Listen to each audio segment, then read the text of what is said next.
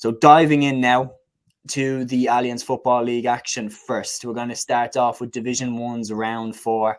And this is the bit where I get happy, Matthew. Dublin-3-18, Kerry-1-14 at Croke Park. What a performance by the Dubs. Like, just absolutely insane. I think Dublin had 2-9 from 12 shots or something quite early on in the game. It was absolutely remarkable, the first half performance by the Dubs. Genuinely in recent memory, I'd say since the Mayo game, that's as good a performance as I've seen in the last 2 or 3 years from Dublin. It was vintage Dublin. It was absolutely, and even you mentioned the 2-9 from 12 shots, and the 12 shots that wasn't scored was actually Con O'Callaghan's shot that was saved by Shane Ryan, so that could have easily ended up as 3. Of all people, Con O'Callaghan missed a hat-trick. Unbelievable.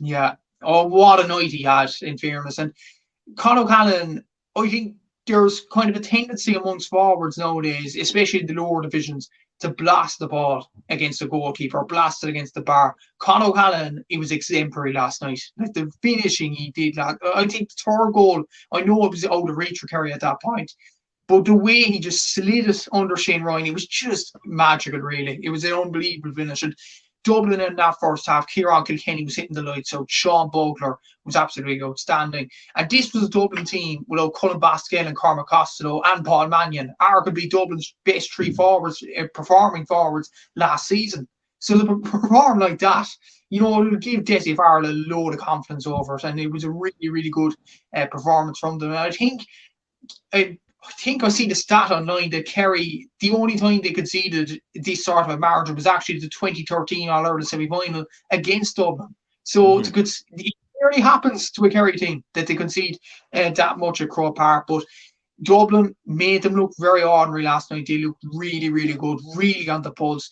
And overall, 70% shot accuracy from Dublin. I think it was around the 80% mark in the first half. Like, it was just absolutely outstanding from pillar to post. They really, really blitzed Kerry in many ways. Yes, Kerry, there were a few faults in defence. Like Jason Foley was seriously out of his depth really last night. Ty Moore didn't have a good game. David Clifford, he is human. I think he had 8 shots last night, missed 5 of them. And I honestly think Seamus, and we said it during the week on our respective podcasts, I think the pressure got to David Clifford. I think the fans geeing him up, the Dublin fans in the hill, I think they were hurling abuse or something at him, and he just couldn't take it last night. I think he just looked a bit of a shadow of his former self. Sean O'Shea looked poor enough last night as well. But having said all that about the negatives about Kerry, it was all about Dublin. Dublin made them look bad. That was a really, really good performance from Dublin last night, and they shut a load of people up with it. A lot of people were thinking Kerry run to the All-Ireland, but looking at that performance last night, Dublin looking serious, failing to go on an All-Ireland surge. And that's Dublin team without the 3 forwards that I mentioned, without James McCarthy, without Jack McCaffrey, without Stephen Cluxton, without Mick Fitzsimons. Seamus, this is a positive time to be a Dublin fan right now. It certainly is. And I mean, like, it's the same. I can't wipe the smile off my face. It's the same thing that Aaron said in his post-match reaction video, great video, and he was talking about that he expected Kerry to have a bit more bite about them because that they lost the All-Ireland final last year, and you would expect that Kerry would have a bit more bite about them because, like, but Con O'Callaghan gets that goal very early for Dublin. Then the penalty, he tucks it away, and it was a penalty. It was a foul inside the box. Con tucks it away. I just couldn't believe how normal Kerry looked. They looked bang average. It genuinely looked like Dublin could just do whatever they wanted in the first half. Kerry had a full forward line with David Clifford and Sean O'Shea, and they didn't look threatening at all in the first half. Dublin went into this game with no starter. With no starting cornerback that you would have said was a staple in the full-back line for Dublin, apart from maybe Merchant. But Merchant, you wouldn't describe him as your typical cornerback. He's more of a roamer. Like, he moves up and down the pitch. He's a key ball carrier for Dublin. We were talking about this. Who picks up David Clifford? We were saying, could it be Theo Clancy? It's a bit early for him, even though he's looked great for Kilmacud Crokes and he's looked great for Dublin since he started. Could it be Sean McMahon? We never thought it would be Owen Merchant. Like, just genuinely, Owen Merchant was on him for most of the game. And still Merchant did a good job on him. There were a few instances where Clifford got away from him, had a couple of chances for goal, blasted them over on both occasions. Dublin played risky, and the risk paid off. It did, and one thing that goes to mind when you talk about David Clifford and Sean O'Shea, what is the most supply of ball that goes into the two lads? It's Paddy Clifford. And to me, in the first half, I don't know, was it the same in Croke Park for yourself, Seamus, and Aaron himself as well? But on the TV, it looked like Paddy Clifford was anonymous last night, especially in the first. He got no ball. Yeah. And anytime he got it, he was hustled, harried. He didn't get to do anything he wanted to do. And that's the thing. I think the way to stop Kerry, and I think teams might clock onto this that Dublin did last night. Keep Paddy Clifford quiet. If you keep Paddy Clifford quiet, where's the supply of ball going into the two lads? Yeah, so I'm going to say, like, that is a lesson for every other country to follow. And Owen Merchant to go on David Clifford as well. Consider the size of him as well. Yeah. You know, to go on him. Striking in the stadium, it was like, if a high ball goes in here, there's only one winner. And yet Kerry just refused to play it. But that's the thing. Play to David's strengths. If they go, okay, we're going to put Merchant on him. Okay, well, let's move David closer to the goal and let's fire a high ball in. But the thing is, Seamus, that kind of checkmates Dublin. You're going to put Theo on him. You're going to put Sean McMahon on him. Where we'll move him out, and David can win that one-on-one battle and shoot high. You're going to put someone who will be able to keep up with David for pace. Okay, we'll just move him closer to the goal and hit the high ball in on him. But Kerry kind of played into Dublin's hands by letting David stay relatively far away from the goal with Merchant on him, because Merchant's going to have the pace to keep up with him. But the thing is with the ball you mentioned, and you mentioned it on the first episode of my podcast on the Alliance League as well, Seamus. If the ball into Sean O'Shea and David Clifford is crap, then it's useless. That's what you said on my podcast, and it was definitely exemplified last night. If Paddy Clifford doesn't get the ball, who's going to put the ball into him? Dylan Gainey is more of a forward player. Killian Burks is a very good player, very good youngster. But he's not experienced. Dylan Gainey and both Dylan Gainey and Killian Burke were both whipped off. They were both taken out of the game. And there's a sign for that. Like, they weren't playing well. And that's not a fault on them. They're two young lads. They're two very exciting young players. But maybe last night was just too soon for them. But then again, Seamus, you could make the argument. It was a good performance, really, really exemplary performance from Dublin last night. But you could argue Kerry might have the last laugh come the summer.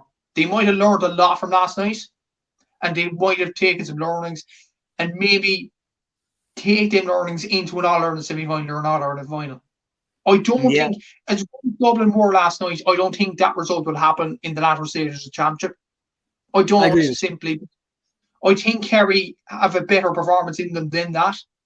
So it's all to play for in the All-Ireland, but Kerry, judging by that performance last night, have quite a bit to do to get up to the level of Dublin the way they performed last night. What I will say a positive about Kerry, Joe Connor in midfield was very, very good, I thought, especially in the second half, and him driving up the field. Until he got taken off. I was surprised they took him off. I was like, why? He's the only one doing stuff. He scored the goal, and he did a very good job at scoring the goal, rounded the goalkeeper, and that's a midfielder, you know. And he got a lovely point soon after, and then all of a sudden the board went up, and he's coming off. I was like, what on earth did they?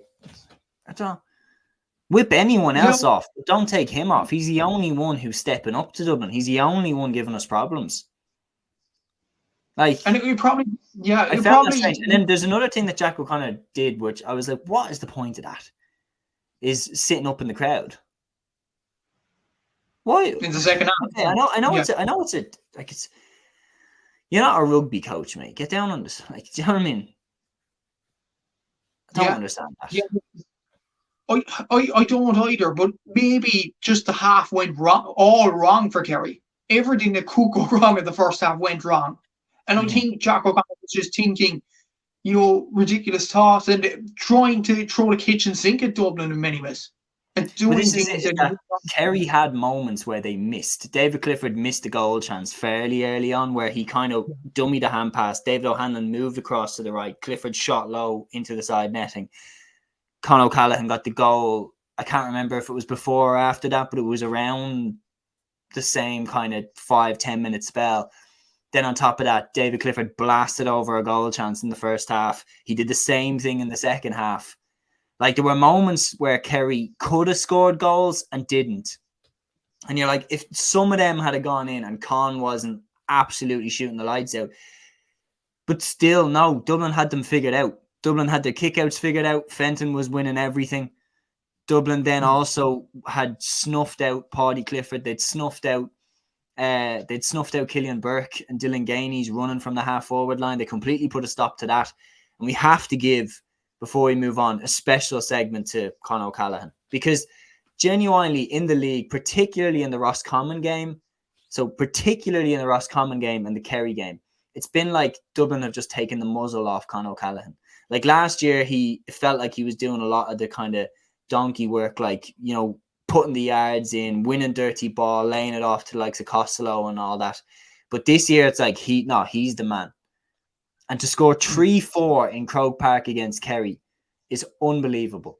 No matter what stage of the year it's in, if it's the league or the championship, 3-4, he dominated. He absolutely shot the lights out. What a player. He is, and the thing is, like, there was the argument, I think our good friend John McMahon made this comment on X, that if David Clifford had this sort of a performance, would we, flick the back pages over it? Mm-hmm. Is it a good one? Yeah, because Con was absolutely brilliant last night. Like, everything he touched turned to gold. I think he took about, it was 9 shots last night, he converted 7. Like, this guy, everything that could go right from went right from, and he dominated Jason Foley in that match. Like, he absolutely destroyed him. It was something that you wouldn't see in Croke Park usually in a Dublin and Kerry game, and all credit has to go to Con. It was a really, really good performance from him, and he definitely has to be up there with one of the best forwards in the country. People have been talking about Shane Walsh and David Clifford, and rightly so. They are two brilliant forwards.